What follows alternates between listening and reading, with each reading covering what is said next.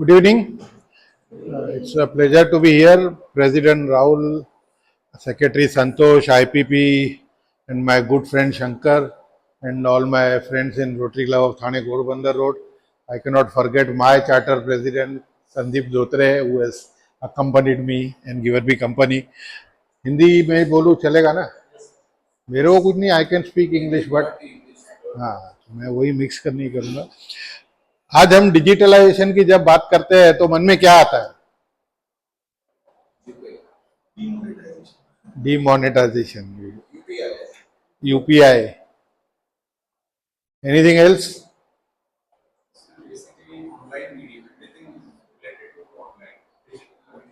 Yes, this is the point. See, UPI is just a part, and that's a subsequent process. What starts with digitalization? It's the online working, be your e-commerce that you are doing, your net banking that you are doing, or your online transactions you are doing. What we are looking today is the impact of digitization on the Indian growth, Indian economy. That's what we will be looking. So what is digitization? Let us understand first. पहले हम लोग वो तो समझे कि digitization है क्या. मैं सीधा वो सबको मालूम है कि यूपीआई होता है, ये होता है, क्यों होता है, लेकिन प्रोसेस चालू कैसे हुआ. डिजिटाइजेशन का मतलब है कि to convert analogue data to computer. यानी ये जो आपका बुक है, कोई जमाने में आपको पता होगा हाथ से लिखा जाता था और टाइप सेटिंग होता था और बाद में उसका प्रिंटिंग होता था, साइक्लोस्टाइल होता था, जो भी होता था. जूने प्रिंटर्स अगर किसको पता है तो वो क्या होता है, आप जब टाइपराइटर पे डालते हो या इलेक्ट्रॉनिक टाइपराइटर पे डालते थे तो पहला हाथ से लिखा हुआ वो आपका एनालॉग डेटा है, वो इलेक्ट्रॉनिक में आप कन्वर्ट कर रहे हो, बाद में जाके कंप्यूटर है उसमें कन्वर्ट कर रहे हो. तो डेटा को कन्वर्ट करने का प्रोसेस है, उसको बोलते हैं डिजिटाइजेशन. देखिए डेफिनेशन है, conversion of analogue information into digital information. It is a process of confirming information from a physical format into a digital one, and it is an act that may enable digital. हम लोग पहले बात कर रहे थे, topic है digitalisation. तो digitalisation करने के लिए पहला डिजिटाइजेशन जरूरी है. यानी पहला सिस्टम में डेटा तो होना चाहिए, आप काम किस पे करोगे इसके लिए. फिर उसके बाद हम स्टडी करते हैं डिजिटलाइजेशन. डिजिटलाइजेशन क्या होता है? डिजिटलाइजेशन कुछ नहीं है कि वो प्रोसेस है, आपने डेटा डाला मगर उसके ऊपर काम करके प्रोसेस करना है.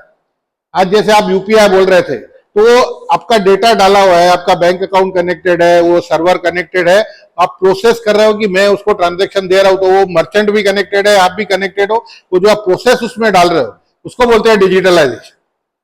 डेटा पहले गई आ गई, उसके बाद जो प्रोसेस होता है, तो it is the incorporation of digital technologies into business social processes.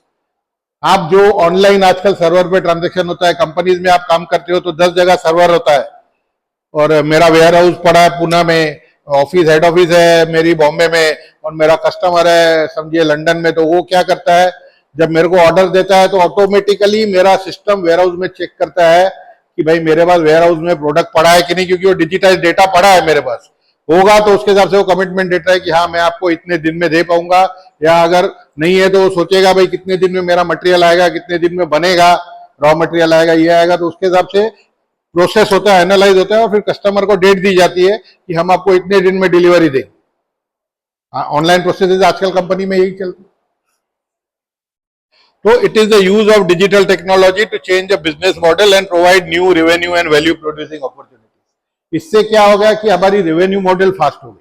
कोई जमाने में क्या होता था, सेल ऑर्डर आया, फिर पहले भागते भागते वो वेयर हाउस मैनेजर को पूछेगा कितना स्टॉक है, फिर परचेज वाले को पूछेगा भैया कितने दिन में ऑर्डर आ सकता है, क्या पोजीशन है तुम्हारी परचेज की, फिर वो फैक्ट्री में पूछेगा तुम्हारा लाइनअप कितना है, कितनी जगह है. वो आज प्रोसेस पूरा डिजिटाइज हो गया, उसको देखना नहीं है, ऑटोमेटिक सिस्टम करता है. तो उसको जल्दी फटाक से आप आधे घंटे में कस्टमर को रिप्लाई कर सकते हो. वैसे 2-2 दिन तक जब आती थी रिक्वेस्ट फॉर कोटेशन तो वो नहीं जाता था, 3-3 दिन तक, कई बार ज्यादा भी लगते थे, क्योंकि आपका इंटरनल प्रोसेस अलग अलग, एक एक जगह बात करो. तो आप देखिए इसके लिए डिजिटाइजेशन है, डेटा कन्वर्ट करो, अडॉप्ट करो, और बाद में डिजिटल ट्रांसफॉर्म करो उसको, डेटा बिजनेस क्रिएट करो. अभी तक क्लियर है? अभी हम डिजिटलाइजेशन से जाएंगे डिजिटल ट्रांसफॉर्मेशन से. डिजिटल ट्रांसफॉर्मेशन होने से क्या होता है, हमारी डिजिटल इकोनॉमी बनती है. तो डिजिटल इकोनॉमी क्या है? Is a worldwide network of economic activities, commercial transaction and professional interaction that are enabled by information and communication technology. जो भी कमर्शियल ट्रांजैक्शन हो रहा है, आपका बिजनेस प्रोसेस हो रहा है, या जो भी है, इवन आप बुक्स भी लिख के आगे दे रहे हो, आजकल डिजाइनर्स होता है, कैनवा पे आप प्रोसेस कर रहे हो, वो सब है आपका डिजिटल इकोनॉमी में, वो सब जाता है। पहली बार ये स्टार्ट हुआ था डिजिटल इकोनॉमी कंसेप्ट जापान में, बिकॉज पहले हमको मालूम है कि इलेक्ट्रॉनिक्स में वो लोग ही आगे थे। It is a network of economic activities through use of information technology. सबसे simple definition, information technology use करके हम लोग बिजनेस कर रहे हैं या इकोनॉमिक एक्टिविटीज कर रहे हैं, वो है डिजिटल इकोनॉमी। टर्म 1990s में पहली बार जापान में आया था। हमारे यहाँ कंप्यूटर ही टेक्निकली तो पहले से थे, मगर ये डेटा एंट्री वगैरह का जो स्टार्ट हुआ वो 90s में ही स्टार्ट हुआ। तब तक वो लोग आगे जा चुके थे डिजिटल इकोनॉमी में। डिजिटल इकोनॉमी के 3 मेन कंपोनेंट होते हैं, जो थॉमस मैसनबर्ग ने बताया है कि ई बिजनेस, ऑनलाइन बिजनेस जो हो रहा है, अमेजॉन, फ्लिपकार्ट, या आजकल प्रैक्टिकली बड़ी बड़ी कंपनियां भी ऑनलाइन ही कर रही है, ऑर्डर बुकिंग वगैरह हो रहा है। ई बिजनेस इंफ्रास्ट्रक्चर, बिजनेस करने के लिए इंफ्रास्ट्रक्चर चाहिए। आज आप गूगल पे मेल्स करते हो, आपको पता है गूगल का आयरलैंड में कितना बड़ा सर्वर पार्क है। लिटरली आयरलैंड में उसने हजारों एकड़ का एक एरिया लिया हुआ है, उसके सब सर्वर्स उधर है। पूरा जो आपका रूटिंग होता है ना, मेल वगैरह सब वहीं से होता है। तो हर कंपनी का कहीं, आज अमेजॉन का भी सर्वर पार्क है, सर्वर्स है, नहीं तो बिजनेस कहां से होगा कनेक्टिंग करने के लिए। एंड अल्टीमेटली आता है ई कॉमर्स। एक बार इंफ्रास्ट्रक्चर हो गया, ई बिजनेस हो गया, तो आप बाद में बिजनेस ट्रेड कर सकते हो, तो ई कॉमर्स में आया। फायदे और नुकसान देखते हैं हम लोग। सबसे बड़ा फायदा क्या हो गया? ग्लोबलाइजेशन। जो कुछ भी है, अभी world is become a small place. आप यहां से डायरेक्ट अमेरिका में खरीद सकते हो। अमेजॉन इंडिया बाद में आया, पहला अमेजॉन यूएस से चलता था, तब अमेरिका से प्रोडक्ट्स ऑर्डर कर सकते थे। आपको कुछ भी करना है, आपको पूरा टेक्नोलॉजी मिल रहा है, सैमसंग आ रहा है, एप्पल आ रहा है, कोई जमाने में सोच नहीं सकते थे। हमारे को याद है, जो हमारे टाइम के, शंकर भाई शायद बताएंगे कि 92 में जब वीडियो आया था, तो पायरेटेड वीडियोस आते थे या इंपोर्ट करके लेने पड़ते थे, यार नहीं मिलता था लोकल। उसके पहले टीवी का भी यही था, टीवी के लिए तो लाइसेंस लेना पड़ता था, रेडियो और टीवी के लिए पोस्ट ऑफिस में जाके लाइसेंस भी भरना पड़ता था। वो इतने बड़े बड़े पेपर पे मिलता था पूरा, हम लोग जाते थे, आपको आइडिया है। इनोवेशन, अभी ग्लोबलाइजेशन हुआ, अभी टेक्नोलॉजी फास्ट चेंज हो रही। इनोवेशन, नया कोई इनोवेट नहीं करेगा, आपने अपने चेंजेस नहीं करते रहेगा, वो कुछ नहीं कर पाओगे। आपको इनोवेट करते रहना है, नया नया आइडियाज लाना है, नया नया बिजनेस में ये करना है। आज कॉलेज में भी पढ़ाते हैं तो नए नए स्टाइल, अभी प्रोजेक्टर कई कॉलेज में आप देखो ये आ गए। स्टूडेंट्स भाई कैसे हैप्पी रहे, इंटरेस्ट लगना चाहिए पढ़ाई में, इनोवेशन होना चाहिए। बिजनेस में भी आज आप फोन देखो, कोई जमाने में जो 2-2, 3-3 साल में नया मॉडल आता था, आज हर 3 महीने में नया मॉडल आ रहा है, 2 महीने में नया मॉडल आ रहा है, कई बार 2-2 महीने में 3-3, 4-4 टाइप के मॉडल्स आ रहे हैं हर एक कंपनी के। क्यों? कॉम्पिटिशन है, नया नहीं लाएंगे लोग तंग हो जाते हैं, फिर जो देगा उसके बाद जाऊंगा। इसके लिए इनोवेशन जरूरी। ग्रोइंग ई कॉमर्स, आजकल पूरा ऑनलाइन पे चल रहा है। आज की डेट में आपको सब्जी मंगानी होती है तो ऑनलाइन में आता है। खास करके कोरोना ने सिखा दिया, भाई घर से निकलो मत, सब मैं आपको घर पे पहुंचाऊंगा। रात को 1 बजे भूख लगी है, स्विगी वाले को बोलो 1 बजे खाना मिल जाता है आपको। जोमेटो वाले को बोलो आपको रात को 1 बजे चाहिए, 2 बजे चाहिए, सुबह 4 बजे चाहिए, किसी को तकलीफ देने की जरूरत नहीं है। थक के आप आ गए, खाना रेडी नहीं है, आप वाइफ को उठाने की जरूरत नहीं है, आप उधर ऑर्डर करो, आपको मिल जाता है। ये है एडवांटेज आपको ई कॉमर्स।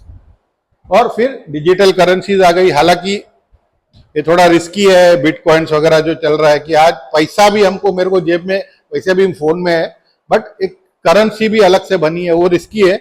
बट अभी आरबीआई ने अलाउ किया, आपकी हर बैंक का डिजिटल रुपी है। डिजिटल रुपी आरबीआई ने निकाला है, डिजिटल करेंसी। वो आप आपके बैंक का जो भी है ऐप, डिजिटल रुपी ऐप है, उससे आप ट्रेड कर सकते हो। बिजनेस जैसे नॉर्मल कैश आप कर रहे हो तो बाकायदा लिखा जाता है 200 के इतने नोट है, 500 के इतने नोट है, 2000 के इतने, अभी 2000 बंद हो गया, 100 के इतने है, 10 के इतने, 20 के इतने, चिल्लर इतनी है, वो सब उसमें डिजिटल रुपी ऐप अगर आप देखेंगे तो उसमें है। आप as good as physical deal कर रहे हो ऐसे आप डील कर सकते हो। थोड़ा टाइम लगेगा उसको डेवलप होने में, बट टेक्नोलॉजी चेंज हो रही है। स्पीड ऑफ एग्जीक्यूशन, मैंने जैसे आपको पहला एग्जांपल दिया कि पहले एक कोटेशन रिक्वेस्ट आती थी तो 8-8 दिन तक तो मेरे को मालूम ही नहीं था कि मैं कस्टमर को क्या दूंगा। आज आधे घंटे में मेरा कोटेशन पहुंच जाता है क्योंकि पूरा सिस्टम मेरा ऑनलाइन है। आज आप अमेजोन से ऑर्डर करते हो, अमेजोन प्राइम है, शाम तक आपका मटेरियल आ जाता है। यानी आप समझिए आपने ऑर्डर किया है, वहां से वो वेंडर के पास जाता है, माल पहले वो चेक करके बताता है कि कब आएगा, उसके बाद जाता है, उसके बाद जाने के बाद वो पैकिंग शुरू करता है, आपका एड्रेस वगैरह प्रिंट होता है, इनवॉइस प्रिंट होता है, उतने में वो लॉजिस्टिक्स वाले को देगा, भैया लेके जाओ। इनका इधर ठीक है गोडाउन है भिवंडी में, मगर भिवंडी से भी आने को टाइम लगता है। सेम डे आपको शाम तक पहुंच जाता है ना कई बार, या next day maximum. Speed of execution, वो जो पहले नहीं होता था अभी आप एग्जीक्यूशन। नुकसान भी है, सबसे बड़ा है increase in fraud and crimes. Online है तो नुकसान भी है, आप अलर्ट नहीं रहे। मैं वापस बोलता हूं ये डिजिटल वर्ल्ड है, मेरा एक अलग टॉपिक भी है, उससे बोलता हूं कि डिजिटल वर्ल्ड में रिस्क हमेशा रहती है, बट अगर आप थोड़े से अलर्ट रह गए ना, 80% रिस्क खत्म होती है, 20% रहने वाली है वो आप अवॉइड नहीं कर सकते। वो टेक्नोलॉजिकली स्मार्ट लोग रहते ही है, there are technologically smart people, but आप 80% रिस्क कम कर सकते हो। हमारा क्या है, हम लोग फास्ट रिएक्ट करते हैं। आज मेल आया ना, मैसेज आया ना, your reward points have been block, click this, हम क्लिक कर देंगे। अरे सोचो तो सही, कौन ब्लॉक करेगा? सिंपल है, आप जाके बैंक की वेबसाइट पे जाके लॉग इन करके देखो, दिख ही जाएगा हुआ नहीं हुआ। या बैंक वाले को फोन करो, हम नहीं करेंगे, हम वो क्लिक को लिंक करेंगे। मत करो, थोड़ा सा अलर्ट रहो। आज मैंने शंकर भाई ने पासवर्ड पूछ दिया, मेरा वाईफाई का क्या है, मैं चिल्ला के दे रहा हूं, मेरे गांव भर सुन रहा है। दोस्त है उसको बोलो मेरे को मोबाइल दे या लैपटॉप दे, मैं डाल के देता हूं, देने में वादा नहीं। अगर आप कॉन्फिडेंट हो कि अपना है, मैं डाल के देता हूं, उसको भी बोलने की जरूरत नहीं है, आपके पास ही रहना चाहिए। और जब आप डालते हो वहां पे वो ऑटो री करने को निकाल देने का टिक निकल जाएगा, खत्म। उसको फील नहीं होना चाहिए इंपॉर्टेंस है, आप उसको दे रहे हो ना, उसका काम तो हो रहा है। वो नहीं सोचने का दोस्त है वो क्या फील करेगा। आज ये मेरा चार्टर जूना दोस्त है मेरा 5-7 साल, जब भी आता है पूछो, मैं डाल के देता हूं। मेरे स्टाफ तक को नहीं है पासवर्ड, मेरे को दो, मैं डाल के दूंगा, आई डोंट माइंड। क्यों स्टाफ वाले कब किसको ये करते हैं, तो you have to be alert. ये छोटी छोटी बातें हैं, अभी मैं वो टॉपिक में नहीं जा रहा हूं। हाई रेट ऑफ एब्सोलेंस, जैसे हमने देखा इनोवेशन आ रही है, चेंजेस आ रही है, हर 3 महीने में नया फोन आ रहा है, हर 2 महीने में आ रहा है तो जूना। लोग बोलते हैं यार ये तो जूना मॉडल है, मैं क्यों लूं। टेक्नोलॉजी बढ़ गई गाड़ियों में। अब देखिए, इसके लिए कार में भी एक मॉडल आता है, हर 2-4 महीने में एक नया एडिशन लॉन्च हो जाता है, स्पेशल एडिशन। इसमें ये वेरिएंट है, ये वेरिएंट है, इसमें 4 एयर बैग्स है, उसमें 8 एयर बैग दे रहा हूँ, उसमें 8 स्पीड गियर्स दे रहा हूँ, उसमें इलेक्ट्रिक दे रहा हूँ, उसमें इलेक्ट्रिक पर हाइब्रिड दे रहा हूँ।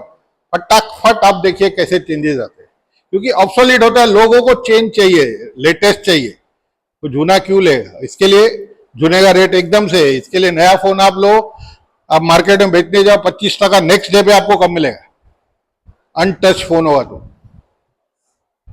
साइबर वॉरफेयर, कंपटीशन भी है, फ्लिपकार्ट और अमेजोन और ये जो भी है सब आमने सामने कर रहे हैं, अलीबाबा वगैरह एक दूसरे के साथ।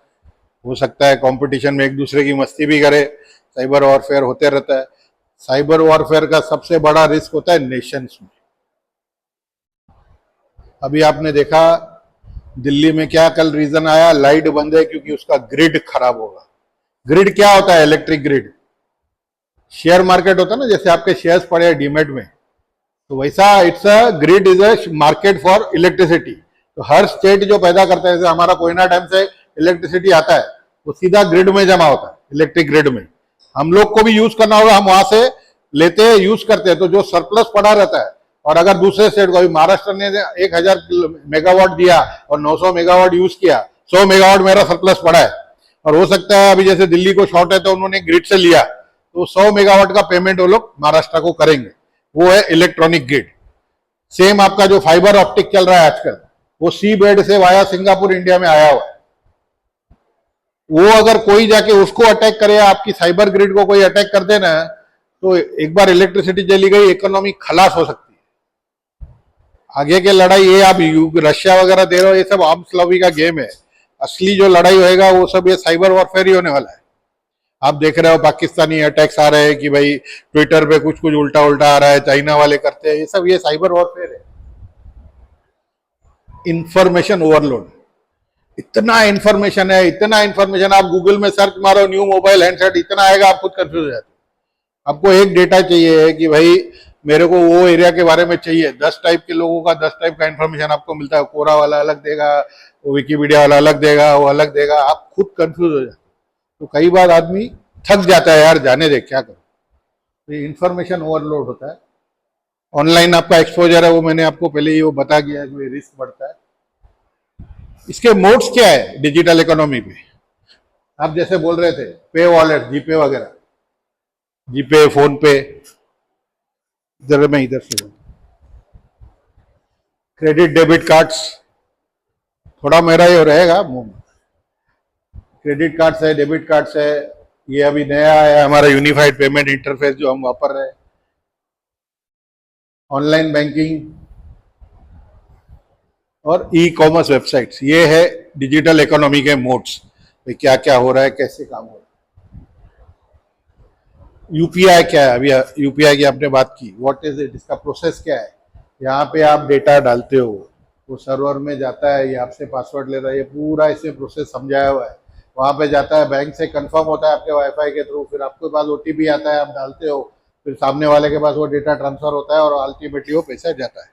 ये पूरा प्रोसेस है, इस पे गूगल पे दिया हुआ है, आपको मिल जाएगा यूपीआई के वेबसाइट पे, पूरे का पूरा वो प्रोसेस दिया हुआ है। अभी यूपीआई का सबसे बड़ा बेनिफिट क्या है, ये आज भिखारी भी यूपीआई दिखाता है, सर पैसा नहीं है, तो दिस इज अ फैक्ट। अब उसको बोलो छुट्टा नहीं है, बोलता है सर ये मेरा स्कैन करो क्यूआर कोड। कोई जमाने में सोचा था क्या आपने? तो ये यूपीआई का सबसे बड़ा चेंज, एक भिखारी भी आपको क्यूआर कोड दिखाता है कि सर दे दो पैसा। India has seen about 199 point, यानी अराउंड 200 करोड़, 200 लाख करोड़ का यूपीआई ट्रांजेक्शन हुआ है 23-24 में, मार्च 24 तक, around 2.41 trillion dollars.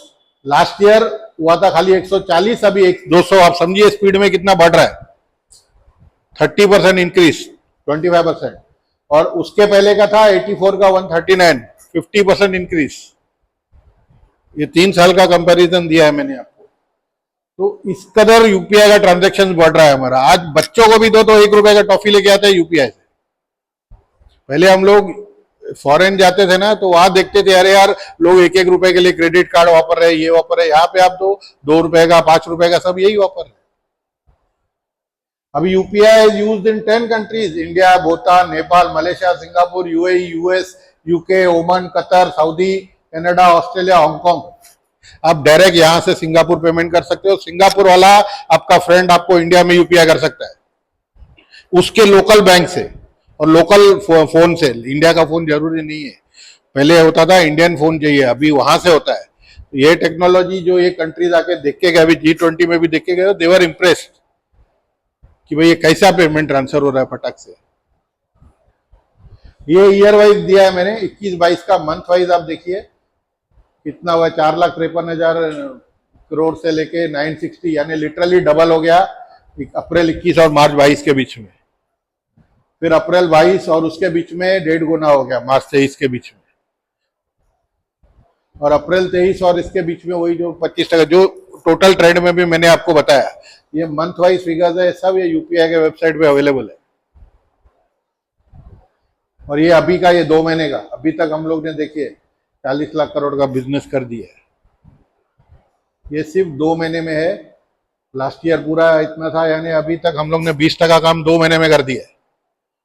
So this year also you can expect increase of around 20%। तो 240 करोड़ या 250 करोड़ तक जाने की चांसेस है। ये ईयर वाइज एनालिसिस है। जब यूपीआई शुरू हुआ डिमोनेटाइजेशन के बाद, पहले साल में खाली 6,900 करोड़ का बिजनेस, और उसके बाद जो सेकंड ईयर से जंप हुआ है, देन यू कैन सी कि कैसा कंटिन्यूसली बढ़ते जा रहे हैं।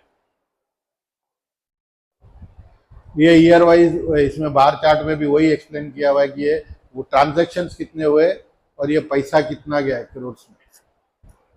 जो मैंने आपको टेबल्स दिखाया, ये सब उसके ग्राफ्स है।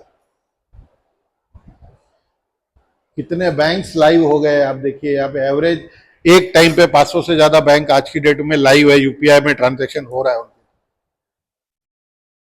अभी ये हो गया। इस अभी डिजिटल इकोनॉमी से फायदा क्या है? रिसेशन के चांसेस, एक इकोनॉमिक सर्वे हुआ था वर्ल्ड इकोनॉमिक फोरम की तरफ से, रिपोर्ट आता है उसमें रिसेशन के चांसेस आप देखिए इंडिया का 0 पर है। श्रीलंका का रिसेशन है 65 जो गया था। इंडियन रिसेशन चार्जेस आर 0, यानी इंडिया का बिजनेस पूरा खलास हो गया, इकोनॉमी खलास होने का चांसेस नहीं है। आज इतना हम लोग बूम में चल रहे हैं in spite of Covid, and these are all post Covid numbers. ये देखिए ये परसेंटेज वाइज दिया, इंडिया 0, इवन यूके में 75% रिसेशन है का चांसेस है, यूएस में 65% चांसेस है। ये इंडिया की रिपोर्ट नहीं है, वर्ल्ड इकोनॉमिक फोरम से आती है रिपोर्ट। ये देखिए वर्ल्ड ऑफ स्टैटिस्टिक्स करके साइट है, वहां से आती है। Even latest world economic outlook में देखेंगे तो India is the highest growing. अभी हम लोग 5th नंबर पे है, बट इंडिया अभी 8% पे जो ग्रो होगा for the next 2 years, it is the highest growing economy. इसमें से आपको दिखेगा it is the highest growing 6%, 6.1, इतना ग्रोथ किसका भी नहीं आपको दिखेगा, 3.5 ये सब है। तो India is the highest growing, सबसे फास्ट बढ़ने वाला इकोनॉमी। ये 1 साल पहले का था, अभी तो 8% पे आ गया, अभी तो 8.2 का फिगर भी आ गया 23। एक ये भी वर्ल्ड इकोनॉमिक फोरम की तरफ से इशू होता है नेटवर्क रेडीनेस इंडेक्स, की इंडिकेटर देते हैं कंट्री कैसे परफॉर्म करी है डिजिटल वर्ल्ड वगैरह में। थोड़ा बायस्ड है क्योंकि वर्ल्ड वाइड आप देखते हो सर्वेज बायस्ड है। पीस इंडेक्स में इंडिया को पाकिस्तान से नीचे दिखा रहे हैं, तो उसमें से आप समझ सकते हो कि क्या हो रहा है, बट ठीक है। तो ये इन्होंने हाई इनकम कंट्रीज अपर, इंडिया को मिडिल इनकम कंट्रीज में पकड़ा है, तो नंबर 3 पे पकड़ा है ये इनकम वाइज, क्योंकि हमारा इनकम क्यों, हमारी पॉपुलेशन ज्यादा है तो पर कैपिटा इनकम हमारी कम है, तो इसके लिए उसको लो इनकम में पकड़ा है।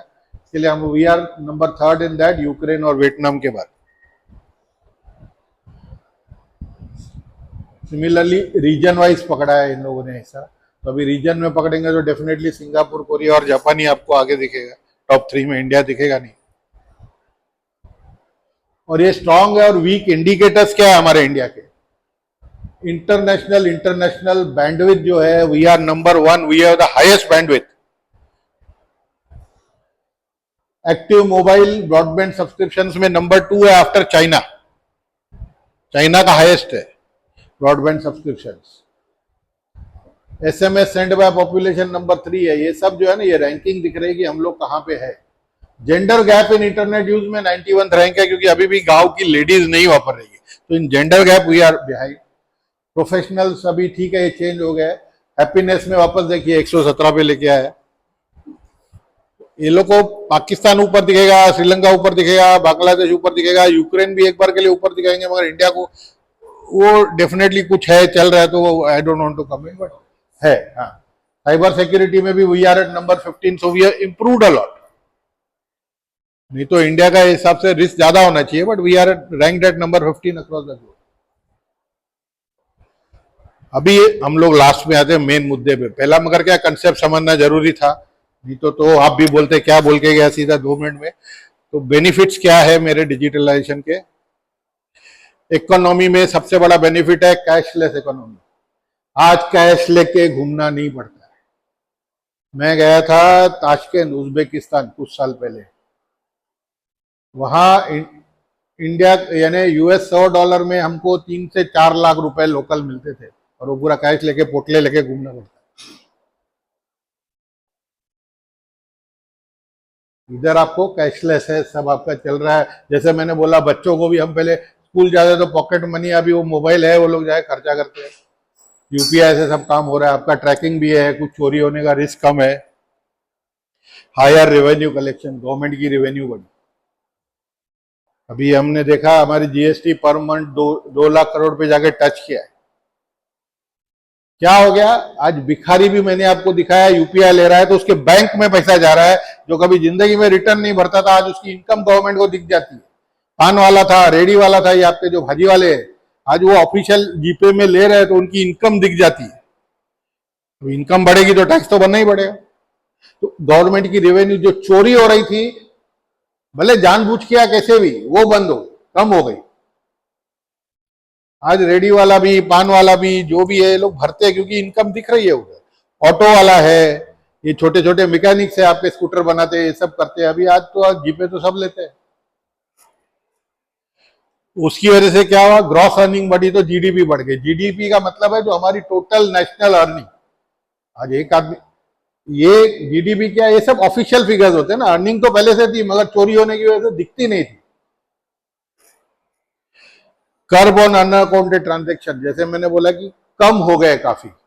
जो अनअकाउंटेड चलता था, 2 नंबर का काम चलता था, आज भले आपको दिखता है, ये ऑपोजिशन वाले बोलते हैं कि 35 लाख करोड़ थे इकोनॉमी में कैश, आज भी है, लेकिन आज 35 लाख करोड़ में से 30 लाख करोड़ अकाउंटेड है, यानी बैंकों अकाउंट्स में डिक्लेयर्ड है लोगों के। पहले आधे पैसे भी नहीं थे, आधे पैसे पता ही नहीं था गवर्नमेंट को कि क्या है। जो 30 लाख करोड़ का हिसाब है गवर्नमेंट के पास, वो कैश किधर है। ग्रेटर ट्रांसपेरेंसी, अकाउंटेबल, इसकी वजह से क्या हुआ, सब दिखने लगा है, तो ट्रांसपेरेंसी आ गई है हमारे पास, पारदर्शिता आ गई है। इंडिया की पोजीशन क्या है, इंडिया है 5th लार्जेस्ट इकोनॉमी। अभी लास्ट ईयर 23-24 का एस्टिमेट आया, 4.04 ट्रिलियन पे पहुंच गया। 5 ट्रिलियन का जो 30 का टारगेट है हमारे पीएम का, वो नॉर्मली 27 तक शायद हो जाएगा, बट 4.404 ट्रिलियन का ये 23-24 का अभी का एस्टिमेटेड डेटा आया है कि वी आर टचिंग। और इंडिया पर पीपीपी 14.5 मिलियन। ये देखिए, इंडिया का प्रॉब्लम इधर होता है, हमारी 140 करोड़ की आबादी है, तो पर पर्सन इनकम जो है 2800 दिखता है, और यूएस का 60-65 हजार दिखता है, क्योंकि उनकी पॉपुलेशन नहीं है। अगर वही हमारी पॉपुलेशन कम हो, इसके लिए जो हम लोग को वो लोग ने पीछे के रैंक में रखा था, क्योंकि हमारी पॉपुलेशन की वजह से पर कैपिटा इनकम, यानी जितना टोटल है divide by number of person किया जाता है, सिंपल मैथ्स है। India service sector is growing 54.4%। आज सर्विस सेक्टर से कंट्रीब्यूट हो रहा है देश को। 40% मैन्युफैक्चरिंग से, 30% मैन्युफैक्चरिंग से, और एग्रीकल्चर 16% दे रहा है। कोई जमाने में एग्रीकल्चर भी 4% पे जाके गिरा था, जो 16% तक इंक्रीज हुआ है। तो ये सब कंट्रीब्यूट कर रहा है हमारे इकोनॉमी को, यहां से पैसे आ रहे हैं। ये देखिए रैंकिंग आपको जैसे 22, 23, 24, ये सब में आपको इंडिया नंबर 1 पे दिखेगा ग्रोथ में और प्रोजेक्शन। जीडीपी है कि हम लोग फास्टेस्ट ग्रोइंग है वर्ल्ड वाइड। अब सब कंट्रीज देखिए, वी आर एट नंबर 1, और हर साल अगले 3-4 साल से कंटिन्यूस हुआ है, अप टू 25 का ये लिस्ट है।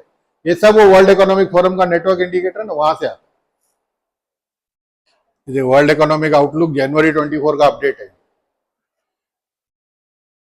इवन इकोनॉमी भी आप देखेंगे, इमर्जिंग मार्केट, चाइना 1 नंबर पे है, बट इंडिया का जो 3 नंबर का पोजीशन अभी हो गया है यहाँ पे।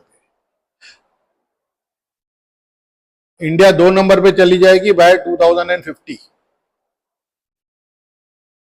ग्रोथ में। यहाँ पे अभी हम लोग 3rd पे है, वो 2nd पे जाने का एस्टिमेट है कि भाई वो जाएगा। अभी लास्ट पॉइंट पे हम आते हैं, टैक्स का क्या बेनिफिट है। जैसे मैंने आपको बताया, टैक्स कलेक्शन बढ़ गई, 2 लाख करोड़ की मेरी सिर्फ जीएसटी है। इनकम टैक्स बढ़ गया, रेवेन्यू कलेक्शन पिछले साल के मुकाबले मेरे ख्याल से 25% बढ़ा है ये साल। क्यों बढ़ा है, क्योंकि लोगों की इनकम डिक्लेयर हो रही है। आज पान वाला भी टैक्स भर रहा है, रेडी वाला भी भर रहा है, ऑटो वाला भी भर रहा है, जो पहले जमाने में टैक्स नहीं भरते थे। Lower rate of tax award, तो टैक्स की चोरी कम हो गई उसके हिसाब से। लीकेजेस पे कंट्रोल हो गया, जो 2 नंबर का पैसा आता था वो बंद हो गया। इंफॉर्मेशन फ्लो, आज जीएसटी डिपार्टमेंट से इनकम टैक्स को रिपोर्ट जाती है, इनकम टैक्स से कस्टम को जाती है, कस्टम से जीएसटी को जाती है, इंटरनेशनल। आज आप बाहर जाते हो घूमने, इमिग्रेशन से रिपोर्ट चली जाती है, इनकम टैक्स के बाद भाई आप लंदन चले गए या किधर भी चले गए। बाद में इंक्वायरी जब आपकी रिटर्न जाती है, वहां से चेकिंग होता है कि आप गए तो उतनी आपकी इनकम है कि नहीं है, नहीं तो नोटिस आता। क्या हो गया, डिजिटल होने की वजह से इंटरलिंक्ड है।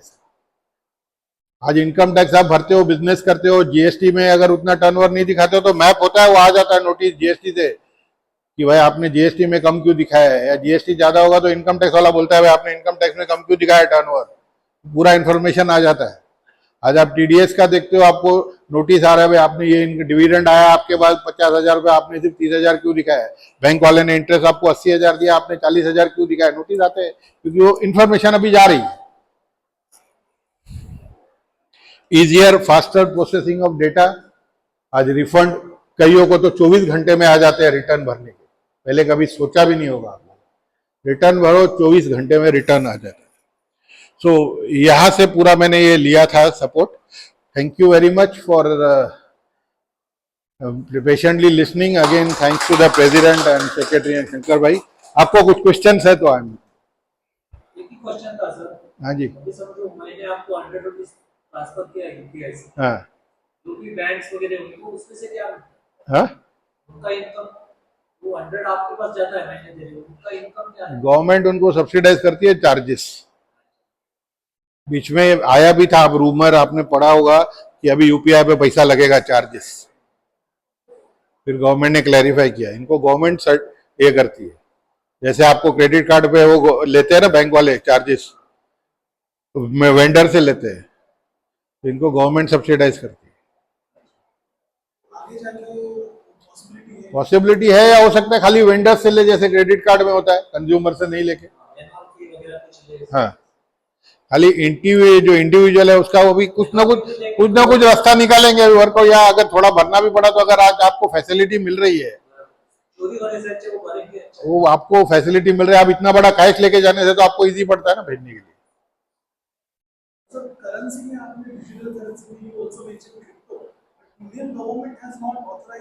Indian government has come out with Indian digital rupee. I said it is risky, but they are there. Bitcoins and all, crypto चल रहा है। अभी भी देखो, जो ट्रेड कर रहा है उसके ऊपर गवर्नमेंट ने टैक्स लगा दिया है। गवर्नमेंट दोनों तरफ कर रही है, बैंड है, मगर फिर भी आपको खेलना है तो खेलो, मेरे को टैक्स दो।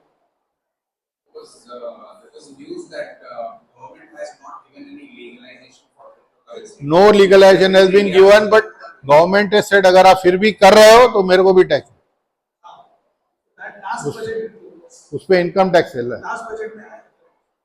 आप it is not legalised, but हमारे हिंदुस्तानियों की आदत है ना, हम सुनते नहीं है। हाँ, डिजिटल बोला ना, हर बैंक ने ऐप चालू किया है, और उसमें इनफैक्ट आपके पैसे के हिसाब से पड़ा है। आप 500 रुपए के कितने नोट है, 200 के कितने नोट है, वो पूरा पड़ा है, and you can use it. ऐसा कुछ नहीं है। अभी धीरे धीरे क्या, वेंडर्स ने इतना नहीं किया, धीरे धीरे यूज होगा वो भी। अभी यूपीआई भी शुरू में मैंने आपको दिखाया कि फर्स्ट ईयर में सिर्फ 6000 करोड़ का था, और आज आप 200 करोड़ 2 लाख करोड़ का बात कर रहे हो। अभी कितना फर्क पड़ता है।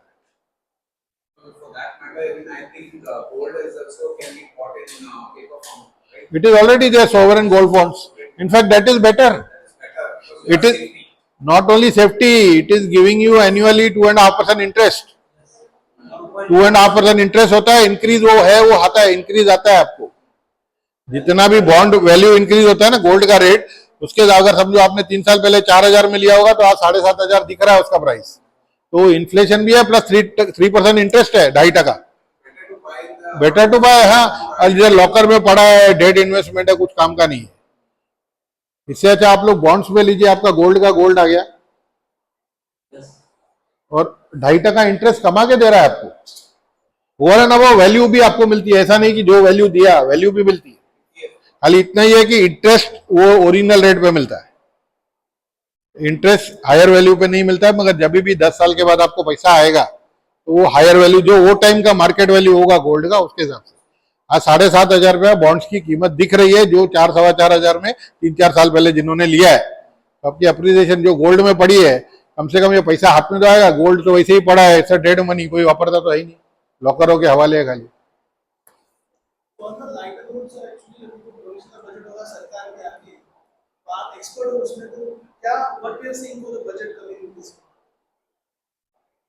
That indication was already given in the interim budget. Don't expect.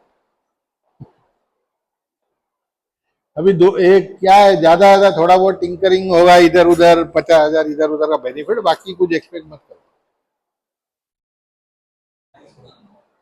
ये क्योंकि अभी महाराष्ट्र इलेक्शंस वगैरह है, तो हो सकता है थोड़ा बहुत टिंकरिंग हो। 2-3 असेंबलीज के इलेक्शन है, हरियाणा, महाराष्ट्र। इसके लिए ये जो कर रहे हैं ना, 1 nation 1 election, that is better. Election के चक्कर में क्या है, गवर्नमेंट को भी थोड़ा टाइम मिलेगा। एक बार 5 साल में होगा ना, तो गवर्नमेंट कैन कॉन्सेंट्रेट। आज गवर्नमेंट का ध्यान उधर ही जाता है, इसको नाराज करूं कि उसको खुश करूं। तो government will be able to concentrate more, because 4 साल तक वो लोग काम करेंगे, 1 साल इलेक्शन की लगाएंगे, वो ठीक है, और 4 साल आपको दिखेगा कि गवर्नमेंट का काम जो उस पेस में हो रहा है उससे ज्यादा दिखेगा, because they will be able to concentrate more. आज क्या है, आज इलेक्शन में कैंपेनिंग में चले गए, आधा ध्यान उधर है, आधा ध्यान उधर है, वो सब नहीं हो। Guys, let's have a round of applause to DJ Kunal sir.